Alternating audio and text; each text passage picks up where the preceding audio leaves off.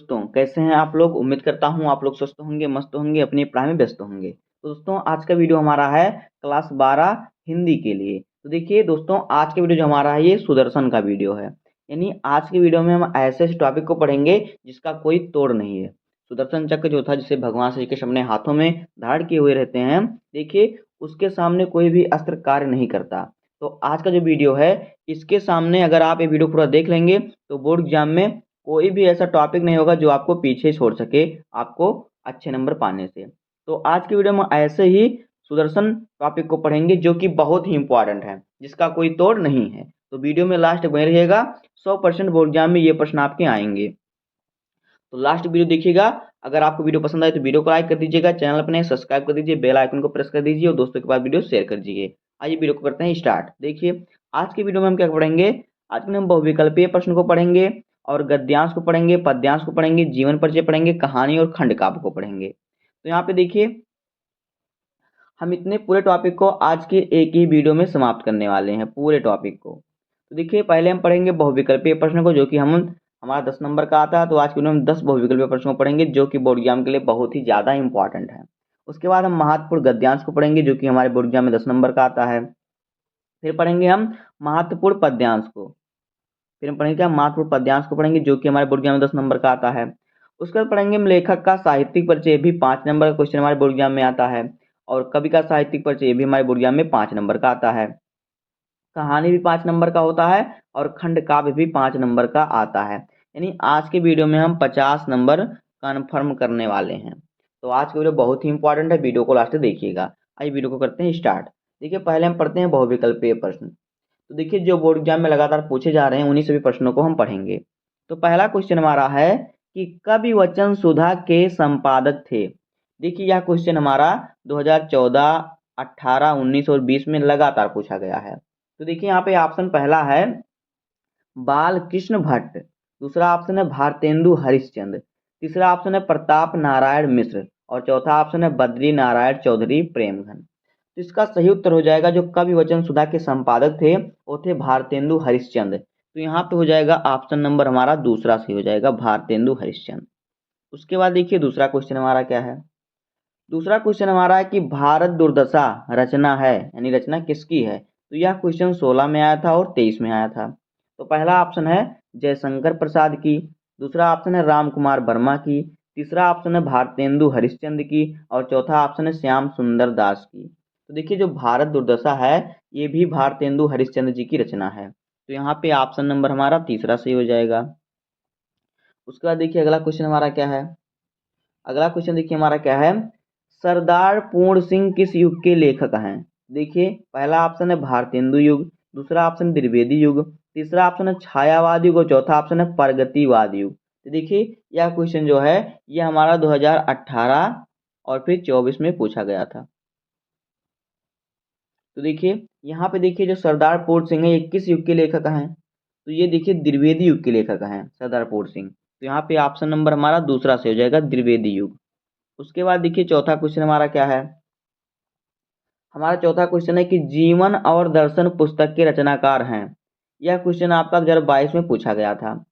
तो पहला ऑप्शन है महावीर प्रसाद द्विवेदी, दूसरा ऑप्शन है राय कृष्ण दास, तीसरा ऑप्शन है डॉक्टर संपूर्णानंद और चौथा ऑप्शन है राम वृक्ष बेनीपुरी। तो देखिए इसका सही उत्तर जो हो जाएगा, यहाँ पे जो जीवन और दर्शन जो पुस्तक है इसके रचनाकार है महावीर प्रसाद द्विवेदी। तो यहाँ पे ऑप्शन नंबर हमारा पहला सही हो जाएगा। उसके बाद देखिए अगला क्वेश्चन हमारा क्या है। अगला क्वेश्चन हमारा है कि मैला आंचल किसका उपन्यास है। ये क्वेश्चन 2019 के बोर्ड एग्जाम में पूछा गया था। तो पहला ऑप्शन है वृंदावन लाल वर्मा, दूसरा ऑप्शन है भगवती चरण वर्मा, तीसरा ऑप्शन है फटेश्वर नाथ रेणु और चौथा ऑप्शन है मुंशी प्रेमचंद। तो देखिए इसका जो सही उत्तर हमारा हो जाएगा ये हो जाएगा फटेश्वर नाथ रेणु। तो देखिए जो मैला आंचल है ये फटेश्वर नाथ रेणु की रचना या उपन्यास है मतलब। तो यहाँ पे ऑप्शन नंबर हमारा तीसरा सही हो जाएगा। उसके बाद देखिए अगला क्वेश्चन हमारा क्या है।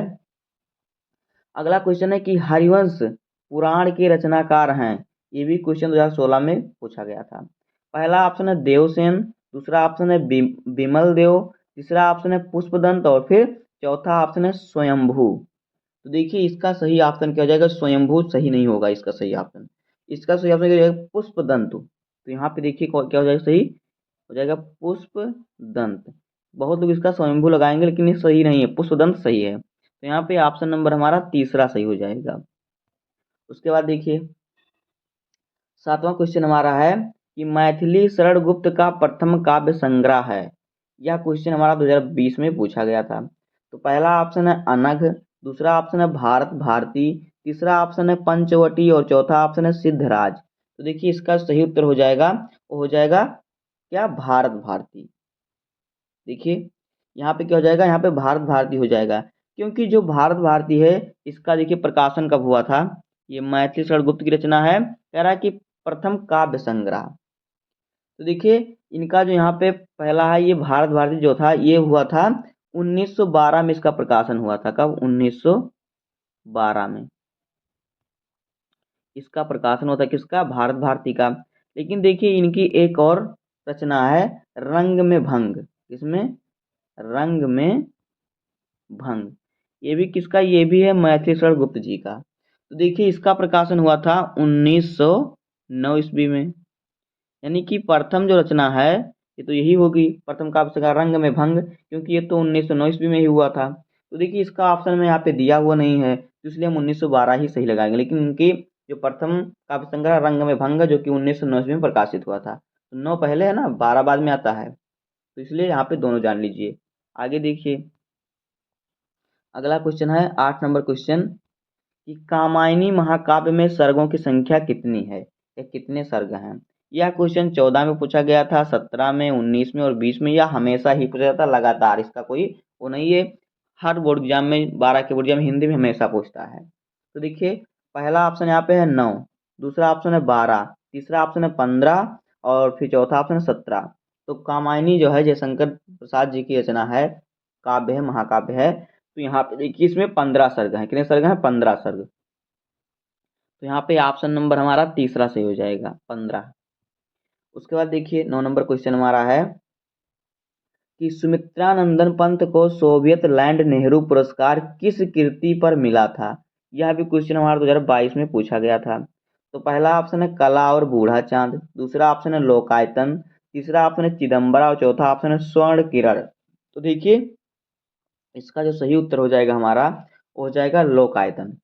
जो सुमित्रानंदन पंत हैं उनको सोवियत लैंड नेहरू पुरस्कार जो मिला था, किस पे मिला था? लोकायतन पर मिला था। तो यहाँ पे ऑप्शन नंबर हमारा दूसरा सही हो जाएगा, लोकायतन। आगे देखिए अगला क्वेश्चन हमारा है 10 नंबर क्वेश्चन कि छायावाद युग की कृति है। यह क्वेश्चन 2024 में आया था। पहला ऑप्शन है साकेत, दूसरा ऑप्शन है कामायनी, तीसरा ऑप्शन है प्रिय प्रवास, चौथा ऑप्शन है रामचंद्रिका। तो देखिए छायावाद की युग की जो कृति है यहाँ पे वो किस है? देखिए यहाँ पे देखिए छायावाद युग। तो छायावाद युग की कृति क्या है? देखिए छायावाद युग के लेखक कौन है? जयशंकर प्रसाद जी हैं। और कामायनी जो है जयशंकर प्रसाद जी की रचना है, यानी कि कामायनी जो है छायावाद युग की रचना है, कृति है। तो यहाँ पे ऑप्शन नंबर हमारा दूसरा सही हो जाएगा। इस प्रकार से आपको समझ कर लगाना है, तो यहाँ पे कामायनी सही हो जाएगा। तो इस प्रकार से 10 सबसे महत्वपूर्ण बहुविकल्पीय प्रश्न जो कि आपके बोर्ड एग्जाम में लगातार पूछे जाएंगे। तो देखिए यहाँ से हमारा 10 नंबर कन्फर्म हो जाता है। आपको इन सभी क्वेश्चनों को तैयार कर लेना है। उसके बाद देखिए अगला हमारा आ गया महत्वपूर्ण गद्यांश, जो कि हमारे बोर्ड एग्जाम में 10 नंबर ये भी देता है हमें, महत्वपूर्ण गद्यांश। तो देखिए गद्यांश को हम राष्ट्र के स्वरूप वाले चैप्टर से ले रहे हैं, बहुत ही इंपॉर्टेंट चैप्टर है। तो देखिए पहले हम गद्यांश को पढ़ेंगे, उसके बाद इस पर आधारित प्रश्नों का उत्तर पढ़ेंगे। तो देखिए क्या है? राष्ट्र का तीसरा अंग जब संस्कृति है, राष्ट्र का तीसरा अंग जबकि संस्कृति है, मनुष्यों ने युगों युगों में जिस सभ्यता का निर्माण किया है यही उसके जीवन की श्वास प्रश्वास है। बिना संस्कृति के जन की कल्पना कमबंध मात्र है। संस्कृति ही जन का मस्तिष्क है। संस्कृति के विकास और अभ्युदय के द्वारा ही राष्ट्र की बुद्धि संभव है, राष्ट्र की वृद्धि है, सॉरी, राष्ट्र की वृद्धि संभव है। राष्ट्र के समग्र रूप में भूमि और जन के साथ साथ जन की संस्कृति का महत्वपूर्ण स्थान है। यदि भूमि और जन अपनी संस्कृति से विरहित कर दिए जाएं तो राष्ट्र का लोप समझना चाहिए। जीवन के बिटप का पुष्प संस्कृति, संस्कृति के सौंदर्य और सौरभ में ही राष्ट्रीय जन के जीवन, यहाँ पर जन राष्ट्रीय जन के जीवन का सौंदर्य और यश अंतर्निहित है। ज्ञान और कर्म दोनों के पारस्परिक प्रकाश की संज्ञा क्या है? संस्कृति है।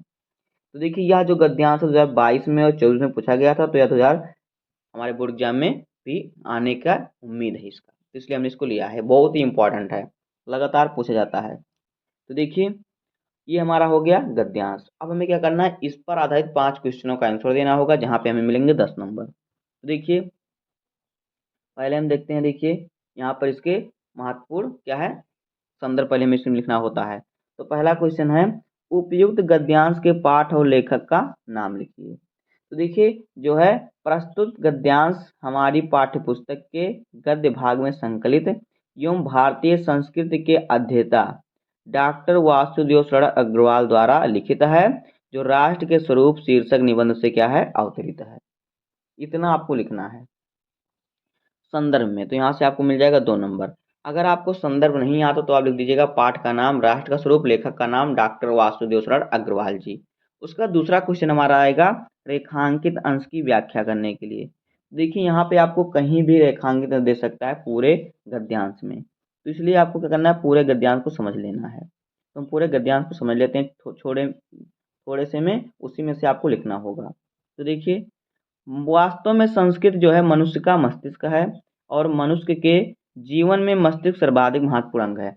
जो जो संस्कृति है वो मनुष्य का क्या है? मस्तिष्क है जीवन में, और मनुष्य का जीवन मस्तिष्क के बिना महत्वपूर्ण अंग क्या है? जो मनुष्य के जीवन में जो दिमाग हमारा मस्तिष्क है, ये हमारे जीवन में सबसे महत्वपूर्ण अंग है। इसके बिना कोई काम ही नहीं होगा, क्योंकि मानव शरीर का संचालन और नियंत्रण इसी से होता है। मस्तिष्क से ही हमारा शरीर चलता है, नियंत्रित होता है, हर चीज़ हमें मस्तिष्क से हमारा करता है। जिस प्रकार से मस्तिष्क से रहित धड़ को व्यक्ति नहीं कहा जा सकता, जिस प्रकार से अगर उसको मस्तिष्क नहीं है तो उसे व्यक्ति नहीं कहेंगे, अर्थात मस्तिष्क के बिना मनुष्य की कल्पना नहीं की जा सकती। उसी प्रकार संस्कृति के बिना भी मानव जीवन की कल्पना नहीं की जा सकती। इसलिए संस्कृति के विकास और उसकी उन्नति में ही किसी राष्ट्र का विकास, उन्नति और समृद्धि निहित है। तो इस प्रकार से आपको इसका जो होगा, जो आपको दे उतने का आपको कर देना है क्या? व्याख्या। हमने रेखांकित इसलिए नहीं लिया क्योंकि आपको पता नहीं कहाँ पर वो रेखांकित कर दे, इसलिए हमने बता दिया यहाँ तक। आप इसी में से ढूंढ कर आपको लिख देना होगा। बस थोड़ा उसको क्या कीजिएगा, थोड़ा बढ़ा चढ़ा के लिख दीजिएगा, बस सरल शब्दों में।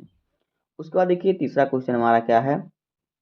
कह रहा है कि राष्ट्र के समग्र रूप में भूमि और जन के साथ साथ किसका महत्वपूर्ण स्थान है? तो देखिए राष्ट्र के समग्र रूप में भूमि और जन के साथ साथ जन की संस्कृति का महत्वपूर्ण स्थान है। इतना आप लिखेंगे तो यहाँ से आपको मिल जाएगा 2 नंबर। उसके बाद देखिए चौथा क्वेश्चन है, कब राष्ट्र का लोप समझना चाहिए? तो देखिए यदि भूमि और जन अपनी संस्कृति से विरहित कर दिए जाएं तो राष्ट्र का लोप समझना चाहिए। अगला क्वेश्चन है, संस्कृति के सौंदर्य और सौरभ में क्या अंतर्निहित है? तो देखिए संस्कृति के सौंदर्य और सौरभ में राष्ट्रीय जन के जीवन का सौंदर्य और क्या क्या है? सौंदर्य और क्या है? वृद्धि अंतर्निहित है। तो इस प्रकार से हो जाएगा। इन सभी क्वेश्चनों का आंसर इस प्रकार से आप लिखेंगे तो आपको यहाँ से मिल जाएगा 10 नंबर। आगे देखिए अगला हमारा है महत्वपूर्ण पद्यांश। तो देखिए इसमें भी आपको पद्यांश 2 पद्यांश दिया जाएगा, दोनों में से जो आपको सरल लगेगा उसी को आप सॉल्व कीजिएगा। इसमें भी आपको देखिए संदर्भ लिखना रहेगा, यहाँ पे कहीं पे आपको दे देगा रेखांकित अंश, तो आपको उसकी व्याख्या भी करनी रहेगी। तो देखिए रेखांकित अंश की व्याख्या क्या करना, मैं पूरा अर्थ बता दे रहा हूँ आपको, जिससे आपको कहीं से भी अगर इस श्लोक में से आपको इस गद्यांश पद्यांश में से रेखांकित अंश कर दे तो आप उसको क्या कर दीजिएगा, आराम से उसको व्याख्या कर लीजिएगा। तो देखिए पहले मैं व्याख्या ही बता देता हूँ। देखिए क्या है, निज जन्म जन्म में सुने जीव यह मेरा। निज जन्म में निज जन्म जन्म, देखिए जन्म 2 बार, निज जन्म जन्म में सुने जीव यह मेरा, धिक्कार उसे था महास्वार्थ ने घेरा। देखिए कैकेयी पश्चाताप व्यक्त करते हुए कहती है कि क्या कहती है कि अब तो जन्म जन्मांतर तक, निज जन्म और जन्म यानी जन्म जन्मांतर तक मेरी आत्मा, मेरे सुने जीव यह मेरा, मतलब जीव का अर्थ होता है आत्मा, मतलब मेरा जीव यानी मेरी आत्मा यह सुनने के लिए विवश होगी। क्या सुनने के लिए बेहोश, यानी यहाँ सुनना पड़ेगा कि धिक्कार उसे था महास्वार्थ ने घेरा, यानी कि अयोध्या की रानी कैकेयी को महास्वार्थ ने घेर कर ऐसा अनुचित काम कराया, क्या ऐसा अनुचित काम कराया कि वह क्या क्या हुआ, वह अधर्म के मार्ग पर क्या जन्म चली, या फिर धर्म का मार्ग त्याग कर कर अधर्म का मार्ग मार्ग क्या अनुसरण किया, उसका पालन किया। आगे देखिए, 100 बार धन्य वह एक लाल की माई, जिस जननी ने है जना भरत सा भाई।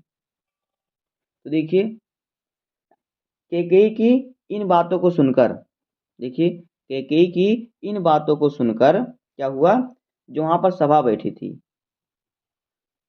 सभा ने क्या कहा कि वहां पर सभा बैठी, सभा ने कहा कि एक साफ स्वर में कहा कि भरत जैसे महान पुत्र को जन्म देने वाली जन्म देने वाली माता को 100 बार क्या है धन्य है, वो 100 बार क्या है धन्य है, ऐसा उन्होंने कहा। जिसने भरत सा भाई जन्म दिया है वो 100 बार धन्य है। पागल सी प्रभु के साथ सभा चिल्लाई, 100 बार धन्य वह एक लाल की माई। देखिए, पूरी सभा बैठी थी और प्रभु मतलब श्री राम के साथ, प्रभु यानी श्री राम भी चिल्लाए और फिर सारी सभा चिल्लाई कि पागल सी सभा, यानी कि पूरी सभा के साथ चिल्लाई, सी बात पागल चिल्लाते तो चिल्लाई कि जो उसने भरत से महान पुत्र को जन्म दिया वह 100 बार धन्य है। किसको, कैकेयी को, कि भरत जैसे महान पुत्र को जन्म देने वाली माता 100 बार क्या है धन्य है। तो इतना ही आपको इसकी व्याख्या करना होगा। इतने में से अगर आपको एक दो लाइन दे देगा उसकी आपको व्याख्या करना होगा, तो उतने को आप कर लेंगे। तो देखिए, यहाँ पे हमारा पहला क्वेश्चन आएगा कि उपयुक्त पद्यांश के शीर्षक और कवि का नाम लिखिए। तो देखिए, यहाँ पे हो जाएगा, प्रस्तुत पद्यांश श्री मैथिली शरण गुप्त द्वारा रचित साकेत महाकाव्य से हमारी पाठ्य पुस्तक के पद्य भाग में संकलित कैकेयी का अनुताप शीर्षक काव्यांश से अवतरित है। देखिए, साकेत और मैथिली शरण गुप्त और कैकेयी का अनुताप, इसको आपको हाईलाइट करके लिखना है ब्लैक पेन से, ताकि आपको एग्जाम में समझे कि हाँ, दिखने में भी अच्छा लगेगा और समझेगा कि हाँ ये लड़का क्या है, समझदार है, पढ़ता है और ये क्या है इसने हाईलाइट किया, ताकि मेन मेन वर्ड दिख जाए। इतना हो जाएगा। दूसरा क्वेश्चन हमारा देखिए क्या आएगा, रेखांकित अंश की व्याख्या कीजिए। तो यहाँ पे देखिए, हमारा रेखांकित तो बस एक दो लाइन का होगा। यहाँ पे देखिए जैसे कि यहाँ से हो जाएगा, धिक्कार उसे था महास्वार्थ ने घेरा, 100 बार धन्य वह एक लाल की माई, इस प्रकार से हो जाएगा। तो देखिए आपको क्या कर देना है, यहाँ पे देखिए, कैकेयी स्वयं को धिक्कारती हुई कहती है, हमारा व्याख्या हो जाएगा कि कैकेयी स्वयं को धिक्कारती हुई कहती है कि मैं संदिग्ध हुआ पाऊं और जन्म जन्मांतरों में मेरे प्राण यही सुनते रहें कि रघुकुल की उस रानी को धिक्कार है, यही सुनते रहेंगे कि जो रघुकुल की रानी है उस पर धिक्कार है, जिसे घोर स्वार्थ ने घेर कर ऐसा अनुचित कर्म कराया कि उसने धर्म का विचार बिल्कुल छोड़ दिया और अधर्म का आचरण किया। तो इस प्रकार से आपको व्याख्या कर देना, मैंने उसका पूरा आपको व्याख्या बता दिया, वहां से आप कर सकते हैं। आगे देखिए, तीसरा हमारा क्वेश्चन है, कैकेयी स्वयं को धिक्कारती हुई क्या कहती है। तो देखिए, कैकेयी स्वयं को धिक्कारती हुई कहती है कि मैं संगति हुआ पाऊं और जन्म जन्मांतर तक मेरे प्राण यही सुनते रहें कि रघुकुल की रानी ने स्वार्थवश ऐसे अनुचित कर्म किए। अगला क्वेश्चन है, कैकेयी के प्रायश्चित के उपरांत श्री राम उनसे क्या कहते हैं। तो देखिए, कैकेयी के प्रायश्चित के उपरांत श्री राम उनसे कहते हैं कि तुम अभागिन नहीं हो, वरन वह माता जो 100 बार धन्य है, जिसने भरत जैसे महान भाई को जन्म दिया। यानी भरत जैसे मतलब राम को भरत जैसे भाई मिले, इसकी क्योंकि राम जो भरत थे कैकेयी के लड़के थे। आगे देखिए, अगला क्वेश्चन हो जाएगा, प्रभु राम के साथ कैकेयी के अपराध का अपमार्जन करती हुई सभा क्या चिल्ला उठी। तो देखिए, प्रभु राम के साथ कैकेयी के अपराध का अपमार्जन करती हुई सभा चिल्ला उठी कि भरत जैसे महान धर्मशील पुत्र को जन्म देने वाली माता धन्य है, सैकड़ों बार क्या है धन्य है। तो दोस्तों, इस प्रकार से हो जाएगा महत्वपूर्ण पद्यांश का क्या है उसकी व्याख्या और फिर उस पर आधारित प्रश्न। तो यहाँ से भी आपको मिल जाएंगे 10 नंबर। उसके बाद देखिए, अगला हमारा क्या है, अगला है हजारी प्रसाद द्विवेदी जी का जीवन परिचय, साहित्यिक परिचय और रचनाएं। तो देखिए, यहाँ पे हम किस प्रकार से इनका साहित्यिक परिचय, जीवन परिचय, रचना लिखेंगे। देखिए, पहले हम लिखेंगे जीवन परिचय। तो देखिए, हिंदी के श्रेष्ठ निबंधकार आचार्य हजारी प्रसाद द्विवेदी का जन्म सन 1907 ईस्वी में बलिया जिले के दूबे का छपरा नामक ग्राम में हुआ था। इनका जन्म कहाँ पे हुआ था? बलिया जिले के दूबे का छपरा नामक गांव में हुआ था। इनके पिता श्री अनमोल द्विवेदी ज्योतिष और संस्कृत के प्रकांड विद्वान थे। हजारी प्रसाद द्विवेदी का 19 मई 1979 को प्रगुरता के कारण क्या हो गया? स्वर्गवास हो, यानी कि मृत्यु हो गई। तो इनका जन्म हुआ 1907 में, इनकी मृत्यु हुई 1979 ईस्वी में। तो ये बहुविकल्पीय प्रश्न में भी पूछ सकता है। या वह कहाँ के थे? तो बलिया जिले के दूबे के छपरा नामक ग्राम के थे। आगे देखिए, अब देखिए इनका साहित्यिक परिचय। तो देखिए, हजारी प्रसाद द्विवेदी साहित्य के प्रख्यात निबंधकार, इतिहास लेखन, अन्वेषक, आलोचक, संपादक और उपन्यासकार के अतिरिक्त कुशल वक्ता और सफल अध्यापक भी थे। ये मौलिक चिंतक, भारतीय संस्कृति और इतिहास के मर्मज्ञ, बंगला और संस्कृत के प्रकांड विद्वान थे। इनके साहित्य पर संस्कृत भाषा, आचार्य रामचंद्र शुक्ल का और रविन्द्रनाथ ठाकुर का स्पष्ट प्रभाव है। इसके इनकी रचना पर, इनके हजारी प्रसाद द्विवेदी के। इन्होंने विश्व भारती और अभिनव भारतीय ग्रंथमाला का संपादन किया। इन्होंने नित्य प्रति के जीवन की गतिविधियों और अनुभूतियों की मार्मिकता के साथ चित्रण किया है। ये हिंदी ललित निबंध लेखकों में अग्रणी है। द्विवेदी जी की साहित्य सेवा को डी.लिट, पद्म भूषण और मंगला प्रसाद पारितोषिक से सम्मानित किया गया है। तो इस प्रकार से हो जाएगा इनका जीवन परिचय और साहित्यिक परिचय। उसके बाद देखिए इनकी हम रचना पढ़ते हैं। तो देखिए रचनाएं, इनकी प्रमुख रचनाएं निम्नलिखित हैं। पहले हो गया निबंध संग्रह। तो अशोक के फूल, कुटज, विचार प्रवाह, विचार और तर्क, आलोक पर्व और कल्पलता। उसका हो गया आलोचना साहित्य, सूरदास कालिदास की लालित्य योजना, कबीर, साहित्य सहचर और साहित्य का मर्म। उसका देखिए हो गया इतिहास। तो हिंदी साहित्य की भूमिका, हिंदी साहित्य का आदिकाल और हिंदी साहित्य। फिर उपन्यास हो जाएगा बाणभट्ट की आत्मकथा, चारुचंद्र लेख, पुनर्नवा और अनामदास का पोथा। उसका देखिए संपादन क्या है? नाथ सिद्धों की वानियाँ, संक्षिप्त पृथ्वीराज रासो, संदेश रासक। आगे अनुदित रचनाएं, प्रबंध चिंतामणि, पुरातन प्रबंध संग्रह, प्रबंध कोश, विश्व परिचय, लाल कनेर और संदेश रासक। इस प्रकार से जाएगा इनकी रचनाएं। तो यहाँ से मिल जाएगा आपको 5 नंबर। उसके बाद देखिए, ये हमारे हो गए गद्य के महत्वपूर्ण लेखक। अब देखिए हम पढ़ेंगे पद्य के महत्वपूर्ण कवि। तो देखिए कवि हमारे हैं रामधारी सिंह दिनकर। तो इनका हम जीवन परिचय, साहित्य परिचय, रचनाओं को पढ़ेंगे। यहाँ से भी आपको मिलेगा 5 नंबर। तो देखिए पहले पढ़ते हैं इनका जीवन परिचय। देखिए, श्री रामधारी सिंह दिनकर का जन्म 30 सितंबर 1908 ईस्वी को जिला मुंगेर, बिहार के सिमरिया नामक ग्राम में हुआ था। इनके पिता का नाम श्री रवि सिंह और माता का नाम श्रीमती मनरूप देवी था। इनकी प्रारंभिक शिक्षा गांव की पाठशाला में हुई। इनका स्वर्गवास 24 अप्रैल 1974 को मद्रास यानी चेन्नई में हुआ। तो ये इनका जीवन परिचय हो जाएगा संक्षिप्त। उसका देखिए इनका साहित्यिक परिचय हम पढ़ते हैं। देखिए साहित्यिक परिचय हमारा हेडिंग है। दिनकर जी की सबसे प्रमुख विशेषता उनकी परिवर्तनकारी सोच रही है। उनकी कविता का उद्भव छायावाद युग में हुआ और यह प्रगतिवाद, प्रयोगवाद, नई कविता आदि के युगों से होकर गुजरी।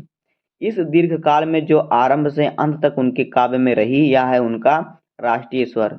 दिनकर जी राष्ट्रीय भावनाओं के ओजस्वी गायक रहे हैं। इन्होंने देशानुराग की भावना से ओतप्रोत, पीड़ितों को प्रति सहानुभूति की भावना से परिपूर्ण और क्रांति की भावना जगाने वाली रचनाएं लिखी हैं। इस प्रकार से इनका साहित्यिक परिचय हो जाएगा। उसका देखिए इनकी रचनाएं क्या क्या हैं। देखिए इनकी रचना है, दिनकर जी की रचनाएं निम्न है। ठीक है, काव्य संग्रह इनका है रेणुका, हुंकार, कुरुक्षेत्र और उर्वशी।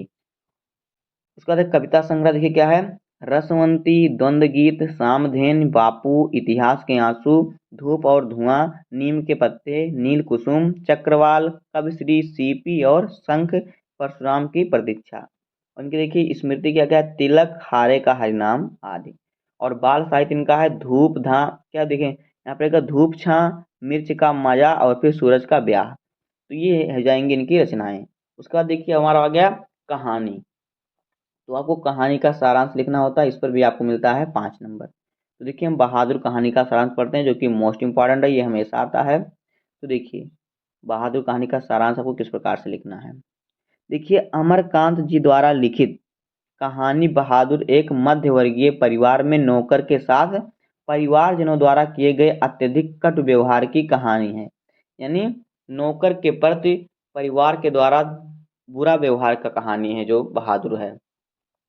लेखक ने स्वयं को कहानी का पात्र बताते हुए कहानी की आत्मकथा रूप में रचना की है। देखिए जो लेखक ने स्वयं उस कहानी में पात्र रहा है, लेखक के ही परिवार की घटना है। देखिए अपने से संपन्न रिश्तेदारों के घर नौकर द्वारा जुटाई सुविधा एवं शान शौकत देखकर लेखक की पत्नी निर्मला स्वयं भी एक नौकर रखना चाहती है।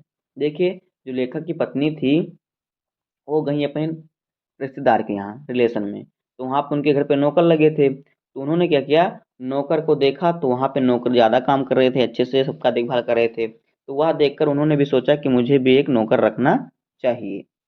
देखिए बहादुर नेपाल का 12 से 13 साल का लड़का है, जो अपनी माँ के दुर्व्यवहारों से तंग आकर घर छोड़कर शहर चला आता है। अब देखिए बहादुर कौन है, बहादुर जो है नेपाल का एक 12 से 13 साल का लड़का है, जो अपनी माँ के कर्कश व्यवहार के कारण, झगड़ालू व्यवहार के कारण वह घर छोड़कर शहर भाग जाता है और निर्मला के परिवार में नौकर रख ले जाता है। और जो निर्मला है लेखक की पत्नी है, उसके घर पर नौकर रख ले जाता है।